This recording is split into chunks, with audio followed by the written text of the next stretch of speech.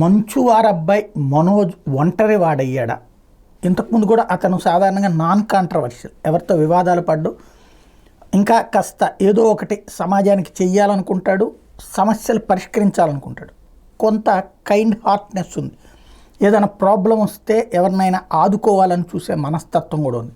తనకి సరైన జోడి దొరికింది, మౌనిక కూడా అదే బాధ్యతాయుతంగా ఉంటుంది.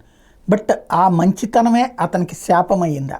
అతన్ని కొట్టారు అన్నటువంటి విషయం నిన్న పోలీసులకు ఫోన్ చేసి చెప్తే ఇంతవరకు ఎలాంటి యాక్షన్ లేదు. అది ఒక ఎత్తు. రెండోది, తనే వెళ్ళి ఆసుపత్రికి వెళ్ళి ట్రీట్మెంట్ తీసుకున్నారు. ఇవాళ ఏదో అతని దగ్గర నుంచి స్టేట్మెంట్ తీసుకుంటారంట, వచ్చి పోలీస్ స్టేషన్కి వచ్చి కంప్లైంట్ ఇవ్వమన్నారు అన్నటువంటిది నిన్న వచ్చినటువంటి అంశం. అది పక్కన పెడితే వాస్తవంగా దానికి సంబంధించిన ఎవిడెన్స్ ఏం తేలుతుంది?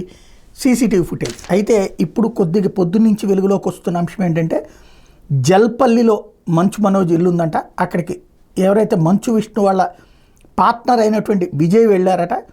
ఆ తర్వాత మనోజ్ ఇంటి CC footage hard disk Vijay తీసుకెళ్ళాడని, అదే సమయంలో మంచు మనోజ్ ఇంటి చుట్టూ కూడా విష్ణు మనుషులే ఉన్నారని మీడియా ఛానళ్ళు హైలైట్ చేస్తున్నాయి. అంటే పోలీసుల వైపు నుంచి సపోర్ట్ ఏమీ లేనట్టుంది, అలాగే అక్కడ మనుషులు కూడా ఉన్నారు అన్నటువంటి.